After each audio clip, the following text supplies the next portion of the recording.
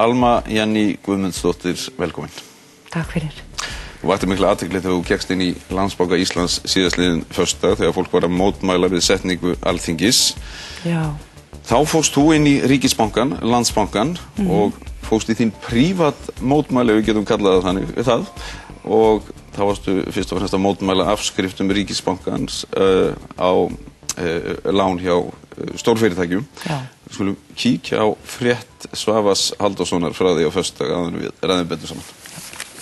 Konan kom í bankan og krafðist með hrópum réttlætis og mótmælti milljarða afskriftum til handa fyrirtækjum sem tengjast Halldóri Ásgrímssyni fyrrverandi forsætisráðherra og eins fyrirtækjum sem tengjast Björgólfsfeðgum. Ég hef fullt málfrelsi! Fólk dreif að og öryggisverðir Landsbankans réðu ekki við aðstæður og kölluðu til lögreglu. Ég er dregin hér út, ég trufla starfsemina, sagðu þeir. Liðsauki lögreglu kom á staðinn og inn í andirið sem var búið að loka.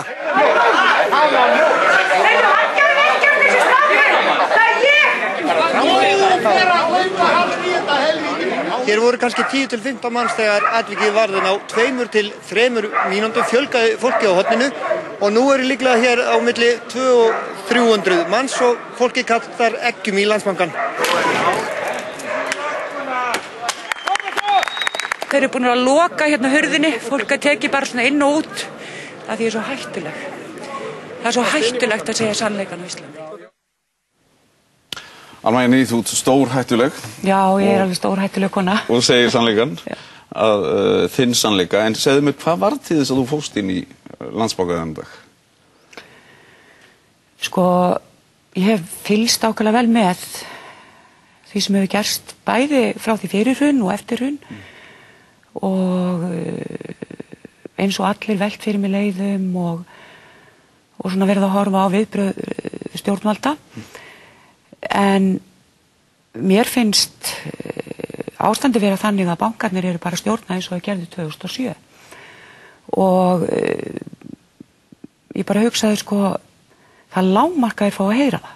Það lágmarkaðir viti að fólk er ekki í því meðvitundaleysi þegar það bara lokaði augunum og það lágmarkaðir heyri smá gagnrýni.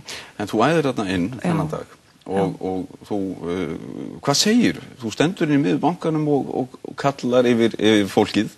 Já, sko ég var hann á mótmælunum og hérna þessu að ræða það við fólk hvort að því finnist ekki að tímabært að fara að láta bankana vita aðeins af okkur og hvort við ættum ekki að fara yfir í Landsbanka, Ríkisbankan. Og allir segja, jú en engi gerir neitt. Og ég svona beið aðeins og stóð mótmælin en hugsaði bara með mér, já þetta gerist aldrei af því það segja allir, já þetta er sniðug hugmynd en það gerist ekkert, þannig ég bara fór.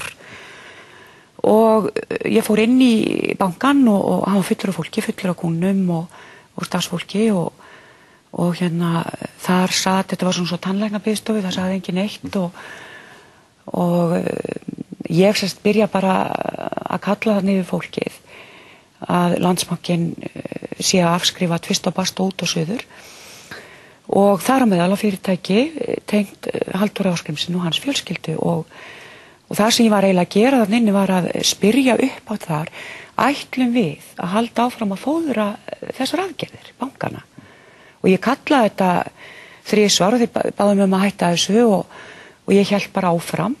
Í fyrstunni var einn fullorðinn maður, öryggisvörður eða einhver vörður hjá bankanum og svo komu þarna 2 ungir menn og ætlaði að reyna að leiða mig út og ég gaf mig ekki með það, ég hefði fullt leyfi til að tala þarna inni.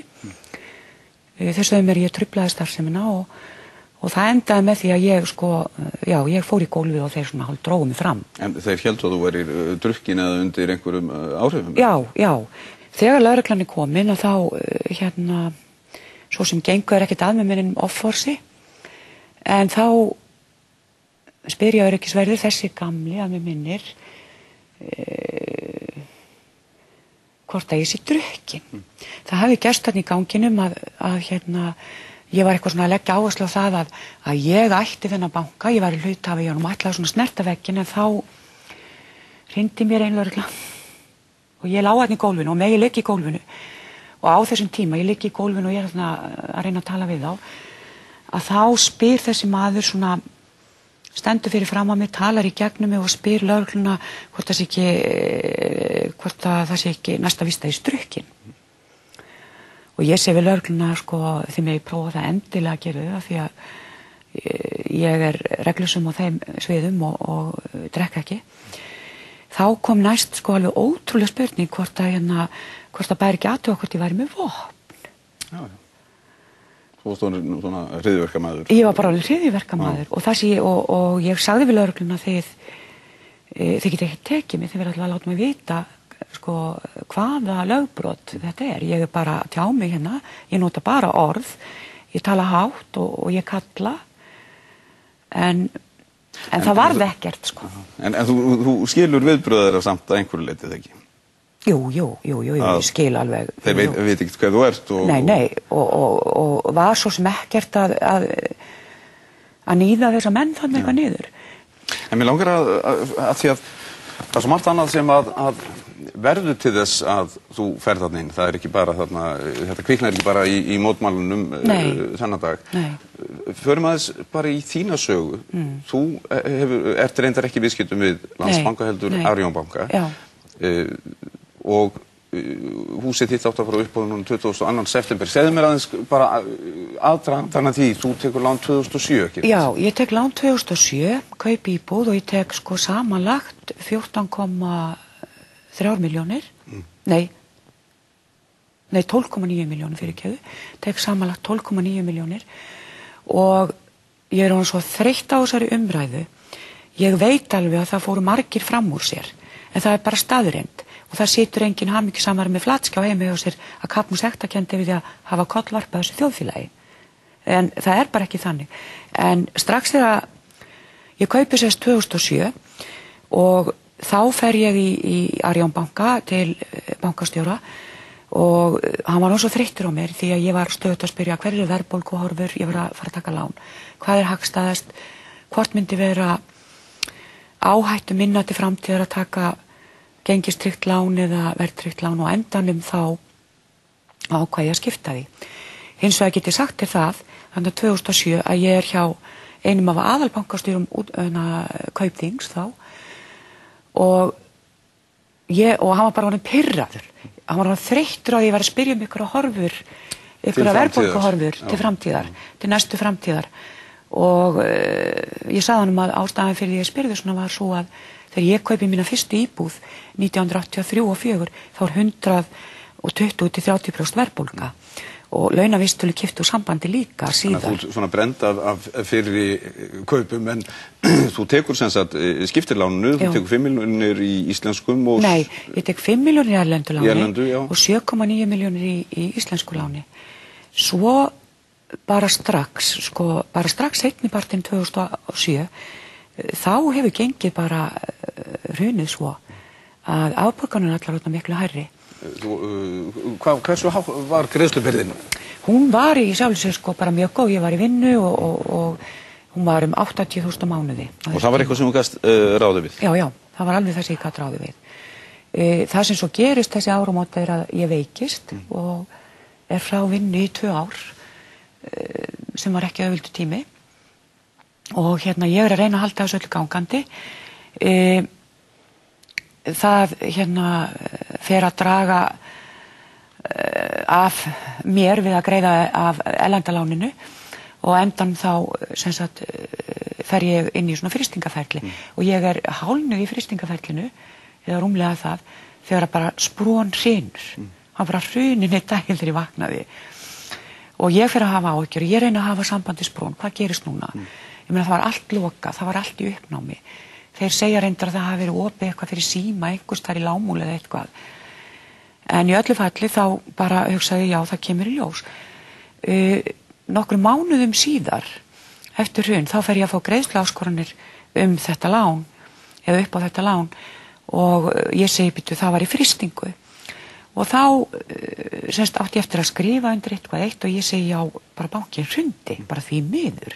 Og ég myndi hvað konan héti sem væri með þetta og annað slíkt. En það er eiginlega svona byrja maður. En staða núna, þetta komið í 24 milljónir. Já, ég tek 12,9 milljónir og legg svo mitt í, restin þetta bara lítil íbúð og í dag skuldaði 24 milljónir. Samkvæmt bankanum. Já. Og íbúðin átt að frá nauðungar uppbóð, þú ert búin að fá einhvern frest á því og þarna kemur einhver lánasjóðskuld inn líka, en mér langar að spyrja þig, hver hafa samskiptiðið með bankan verið síðan? Ertu að vinna með honum í því að greiða úr þínu málum? Já, sko, sem betur fer, þá náði ég mér af þessum veikindum og hef búin að vera að vinna í sumar og í mínu fyrirtæki. Og hef verið að reyna að sækja eftir samningum en það sem að mér þykir svo óþægilegt það er það að það er búið samkvæmt þessum úrræðum þá er búið að búa til einhvers konar vísitölu og bankinn er búin að ákveða það að þú þurfir að borga svo mikið í bílakostnað á mánuði, svo mikið í matarkostnað, svo mikið í rafmagnskostnað og þar fram til göttunum, lækniskostnað. En þú gerir einhverja athugasemdir við það. Þú segir til dæmis að þú þurfir ekki jafn mikið pening í bílakostnað eins og þeir segja, en ertu komin í einhvern staðlað form sem þú þarft að uppfylla og munið er síðan bara kveðið upp dóm, þú ræður ekki við þetta, við tökum að húsið. Finnst þér þetta að vera ferlið? Sko, í upphafi þá er sagt, þú er að fylla út skjal. Þú er að fylla út Excel-skjal. Og ég segi við þá bara, guð minn góður, þetta koma á það stig er ég komin á Excel-stigið, sko. Það þýðir að þú þarft að taka til alla skuldir og þú ert, sko, í raun og veru verðmetin. Og þar eru ákveðnar upphæðir fastar inni sem draga mjög úr þinni greiðslu getu. Til að mynda, þá er það bara föst upphæð, það var föst upphæð 40.000 í bílakostnað á mánuði. Ég hef ekki verið með bíl á lánum. Þannig að þú ert ekki í samræðum við bankann. Nei, það er það sem þú upplifa og ertu bara að bíða í rauninni eftir þeirra niðurstöðu hvort þú haldir þínum eignum eða ekki? Í raun og veru er það. Þannig að þú býður bara eftir nánast byrjaði frá bankanum, þið eigið ekki í samræðunum hvernig þið ætlið að leysa úr málunum? Já, eins og staðan er í dag. Ég eins og bara get alveg sagt að sko þjónustustjórinn minn og útibústjórinn minn þetta vænsti maður. En úrræðin sem þeir hafa, það er ekki endilega eitthvað sem er líkar við. Ég margtalað það, ég er með sérstakt tryggingabréf. Þannig að má ekki taka veð í húsinu mínu fyrir allar þessari erlendu skuld sem búin er að margfalda sig. Og ég er alltaf að veifa því. Og þeir segja sko þetta skiptir engu máli og ég segi ég ætla að bíða eftir dómum, það skiptir engu máli. Við lögum þetta núna og svo verður hitt laga seinna. Ég hef enga ástæðu til að treysta því.